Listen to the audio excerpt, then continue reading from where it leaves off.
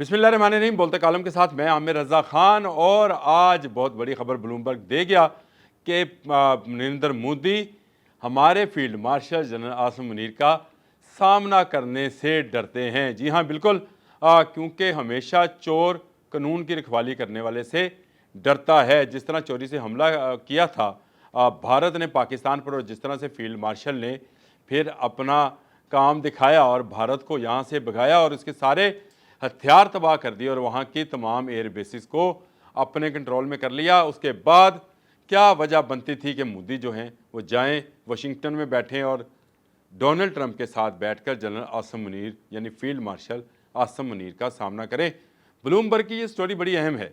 ये इसलिए भी अहम है कि पूरी दुनिया में डोनाल्ड ट्रंप ढिंढोरा पीट रहे हैं कि उन्होंने भारत और पाकिस्तान की सुलह कराई। दोनों एटमी कुव्वतें थीं और 5 से 6 जहाज़ पाकिस्तान गिरा चुका था, और ये उनका दावा कि उन्हें जो है नोबल पीस प्राइज़ दिया जाए, उसके लिए वो बहुत मेहनत एफ़र्ट कर रहे हैं। दुनिया में जहाँ जहाँ मासवाए ग़ज़ा के जहाँ जहाँ कुछ कन्फ्लिक्ट्स हैं वहाँ वहाँ पर जाते हैं और वहाँ पर बैठकर बात करते हैं, और साथ ही ये हवाला भी देते हैं कि 2 एटमी कुव्वतों को उन्होंने लड़ने से भिड़ने से बचाया है। ये बिल्कुल ऐसे ही है जैसे वो ये कहना चाहते हैं कि भारत की रिक्वेस्ट पर उन्होंने ये काम किया।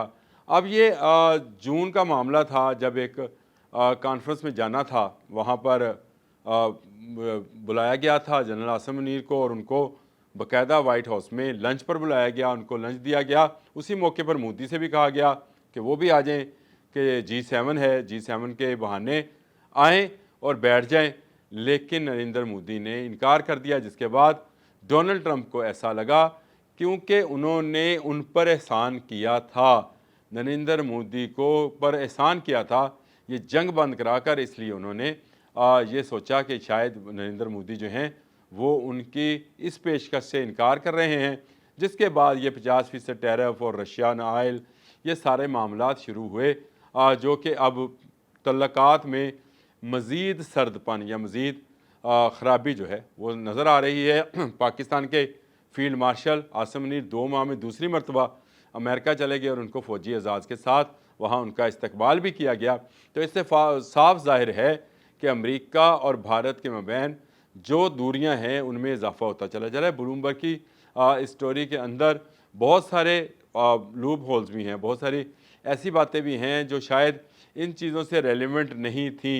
मौक़िफ़ भारतीयों का भी दिया गया है और भारतीयों का कहना है कि शायद उन्होंने ये रिक्वेस्ट नहीं की थी, लेकिन ऐसा नहीं है। रिक्वेस्ट वहीं से आई थी क्योंकि जब तक पाकिस्तान पर हमला किया जा रहा था, जब तक इसराइली ड्रोन्स, जिनके अब सबूत भी मिल गए हैं कि इसराइली ड्रोन्स हैं, और ख़ुद नेतन्याहू ने भी भारतीय मीडिया से गुफ्तगू करते हुए ये इस बात का इतराफ़ किया है कि उन्होंने हथियार फराहम किए पाकिस्तान पर हमला करने के लिए।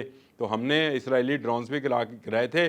उस वक्त तक अमेरिका नहीं बोला, लेकिन 10 मई को जब पाकिस्तान का जवाब शुरू हुआ, उसके बाद अमेरिका जो है आता है और आकर कहता है कि जंग बंदी की जाए। और पाकिस्तान ने कहा कि हमने ज़्यादा तैयारों को निशाने पर रखा हुआ था, गिराए सिर्फ वही जिन्होंने पाकिस्तान पर हमला किया था। अब प्रोपेगेंडा की वॉर है, उसमें भारतीय जो हैं, भारतीय टीवी चैनल्स भी जो हैं वो एक सोशल मीडियाई चैनल्स की तरह काम करते हैं, और वहाँ पर इसको प्रोपोगेट किया जा रहा है कि शायद उन्होंने पाकिस्तान पर जो हमला किया था, जिसको वो ऑपरेशन सिंदूर कहते हैं, वो कामयाब है। हालांकि वो नाकाम था। अगर उन्होंने अपने टारगेट हासिल कर लिए थे तो जहाज़ों के मलबों की तस्वीरें उनकी असम्बलियों में क्यों लहराई जा रही हैं? राफेल जहाज़ यहाँ से निकाल कर मशरक़ की तरफ, बंगाल की तरफ क्यों लेकर जाए गए? और सारा के सारे आपकी फ़ौजी तनसीबात और फ़ौजी अहम जो अहदाफ हैं उनको शिफ्ट क्यों किया गया? क्यों पठानकोट के बाहर खड़े होकर सिख जो हैं पाकिस्तानी हमले पर ववेला कर रहे थे? क्यों और जगहों पर एयर बेसिस पर और कश्मीर पे एयर बेस पर S-400 की नाकामी पर, आपके जहाज़ गिरने पर, चाहे वो सुई था, चाहे वो राफेल था, चाहे मिग था, ये त्यारे गिरे, इनके सबूत बैनुल-अक़वामी तौर पर मौजूद हैं और बैनुल-अक़वामी तौर पर पाकिस्तान की फ़तह को तस्लीम किया जा रहा है तमाम जगहों पर। मुझे बताएं, आज भारत के साथ कौन है? भारत इस कदर तनहा हो गया है कि अब वो अपने एक पुराने दुश्मन जिसके साथ वो जंग भी लड़ चुका है, اس میں اس کے ساتھ جو ہے وہ دوبارہ بات چیت بڑھانے کی بات کر رہا ہے، اور شنگھائی تعاون تنظیم کا جو اجلاس ہونے جا رہا ہے 31 اگست کو چائنا میں، اس کے لیے بھارت نے جو ہے اپنے وزیر اعظم کو بھیجنے کا فیصلہ کیا ہے، اور اس کو بہت بڑی کامیابی قرار دیا جا رہا ہے کہ 7 سال میں پہلی مرتبہ چل کے جا رہا ہے حضور آپ کا مودی، کس کے پاس؟ اس چائنا کے پاس جس پر آپ ویلا کر رہے تھے اور کہہ رہے تھے ہم عالمی عدالت میں جائیں گے، برہما پتر پہ دنیا کا سب سے بڑا ڈیم نہیں بنا سکتا اس چائنا کے خلاف، جس کا آج بھی دعویٰ ہے کہ تبت اس کا حصہ ہے۔ اور شنگھائی تعاون تنظیم میں صرف چائنا نہیں ہوگا، یاد رکھیے گا، اس میں 10 ممالک ہیں، اور ان 10 ممالک میں پاکستان بھی ہے، ایران بھی ہے، بیلاروس ہے، قازقستان ہے، کرغزستان ہے، تاجکستان ہے، اور ازبکستان ہے۔ اور مجھے یہ بتائیں، اگر یہ سارے ممالک بھی ہیں تو ان ممالک کے ساتھ تعلقات کس کے بہتر ہیں؟ پاکستان کے جو عسکری اور سیاسی نمائندے ہیں، انہوں نے حالیہ دنوں میں کس کا دورہ کیا؟ ایران کے صدر کہاں آئے تھے؟ تو اس تنظیم کے اجلاس میں بھی جو سب سے بڑی کامیابی سمجھی جا رہی ہے وہ شی ونگ جو چائنا کے صدر ہیں، ان کے ساتھ مودی کی شاید ملاقات کو لے کر بات کی جا رہی ہے، لیکن یہ ملاقات تو پہلے بھی ہو چکی ہے۔ تو اس کا مطلب یہ ہے کہ اس ملاقات سے کوئی بھارت کے لیے کوئی اچھی خبر آئے گی۔ چائنا پاکستان کا دوست ہے، لیکن بھارتی میڈیا یہ کہہ رہا ہے کہ شاید چائنا جو ہے وہ پاکستان سے پیچھے ہٹ کر بھارت کے ساتھ جا رہا ہے۔ یاد رکھیے نریندر مودی کو شنگھائی تعاون تنظیم کے اجلاس میں بھی بری طرح شکست ہوگی۔ پاکستان وہاں موجود ہے، ایران وہاں پر موجود ہے، یہ وہ ممالک ہیں جو بھارت کے ڈسے ہوئے ہیں، تاجکستان ہو، کرغزستان ہو، یہ سارے ممالک میں کہیں نہ کہیں بھارتی دہشت گردی جو ہے اس نے پر پھیلائے ہیں۔ کل ہماری فورسز نے فتنہ ہندوستان کے 33 جو دہشت گرد تھے ان کو بھی ہلاک کیا، اور اس کا مطلب یہ ہے کہ ایک بڑا آپریشن جس کا اعلان بار بار حکومت کر رہی ہے کہ جاری رہے گا ان دہشت گردوں کے خلاف اور فتنہ ہندوستان کے خلاف، اس سے کوئی زیادہ فائدہ جو ہے اس دورے سے، چائنا کے اس دورے سے، جو کہ ایک تنظیم کے اجلاس کے دوران دورہ ہے، یہ کوئی بلایا گیا یا کوئی انویٹیشن والا دورہ اس طرح سے نہیں ہے جس طرح سے سربراہ مملکت کو بلایا جاتا ہے، جس طرح سے شہباز شریف کو بلایا گیا، فیلڈ مارشل عاصم منیر کو بلایا گیا۔ وہ کسی میٹنگ میں نہیں گئے تھے، کسی اجلاس میں نہیں گئے تھے، ان کو ملاقات کے لیے بلایا گیا تھا، ان کو دورے کی دعوت دی گئی تھی۔ یہ دورے کی دعوت نہیں ہے، شنگھائی تعاون تنظیم کی جو ہے اس کی ایک میٹنگ ہے، جس کے لیے جو یہ میٹنگ بھی 2 دن کی ہے، 31 اگست سے 1 ستمبر تک شاید جاری رہنی ہے۔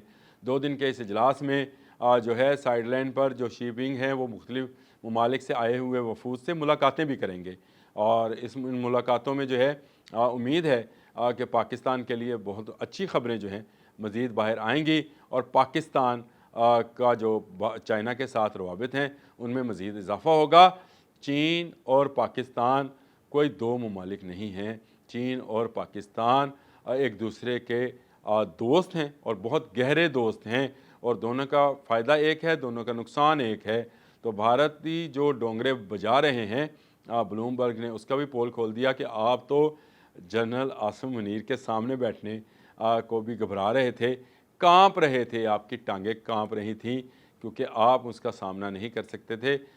وہ جری اور فولاد کا بنا پختہ ایمان والا بندہ ہے، اس کا سامنا کرنا آسان کام نہیں تھا۔ آپ نے جنگ مئی میں دیکھ لیا، 3 دن کی خاموشی کے بعد جب ایک جواب دیا تو 100 سنار کی 1 لوہار والا معاملہ تھا، اور اس کے بعد آپ منتیں کرتے ہوئے ڈونلڈ ٹرمپ کے پاس گئے، جس نے آپ کو معافی لے کر دی، اور اب آپ کبھی روس بھاگتے ہیں، کبھی آپ چائنا بھاگتے ہیں، جہاں مرضی بھاگ جائیں، آپ جب تک پاکستان کے ساتھ پرامن ہمسائے کے طور پر رہنے کا معاہدہ نہیں کرتے ہیں، اپنی شکست کو تسلیم نہیں کرتے ہیں، آپ کو کسی جگہ چین آنے والا نہیں ہے۔